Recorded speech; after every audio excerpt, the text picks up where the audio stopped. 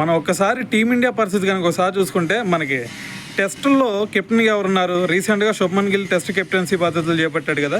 మరి ఓడిఐలో చూసుకుంటే రోహిత్ శర్మ కెప్టెన్గా ఉన్నాడు. అదే T20లో చూసుకున్నాం అనుకోండి, మరి సూర్యకుమార్ యాదవ్ ఉన్నాడు.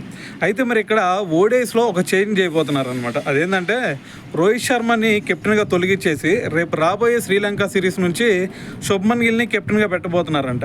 అయితే దీనికి సంబంధించి ఆల్రెడీ BCCI కూడా రోహిత్ శర్మతో మాట్లాడిందని చెప్పేసి ఒక అప్డేట్ వచ్చిందనమాట. దాంతోపాటు T20లో చూసుకుంటే మరి వైస్ కెప్టెన్గా శుభ్మన్ గిల్నే పెట్టబోతున్నారంట.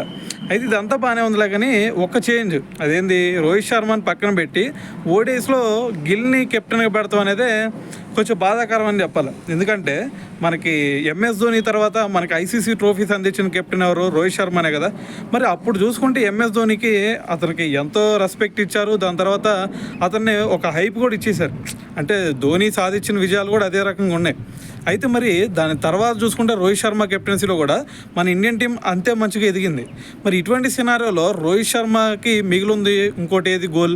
దాని తర్వాత ఓడే వరల్డ్ కప్ గెలిపించాలి అని చెప్పి మన T20 వరల్డ్ కప్ గెలవగానే అతను రిటైర్మెంట్ ఇచ్చేశాడు. సో దాని తర్వాత రీసెంట్గా చూసుకుంటే టెస్ట్లకు కూడా రిటైర్మెంట్ ఇచ్చాడు. సో అతను ముందు కానీ లేదంటే విరాట్ కోహ్లీ ముందు కానీ వీళ్ళిద్దరూ ఒకటే గోల్ వీళ్ళిద్దరికి ఉంది ఇప్పుడు ప్రజెంట్. అదేంది, ఓడే వరల్డ్ కప్ గెలిపించి రిటైర్మెంట్ ఇవ్వాలి అని. సో మరి ఇక్కడ ఆల్రెడీ ఒక కెప్టెన్గా 2 ICC ట్రోఫీస్ అందించాడు రోహిత్ శర్మ.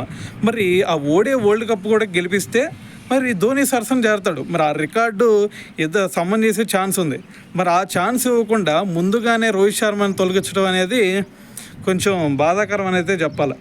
సో మరి ఓవరాల్గా మరి దీని గురించి మీరేమనుకుంటున్నారు అనేది కూడా తెలియాలి కదా. సో కింద కామెంట్ చేయండి.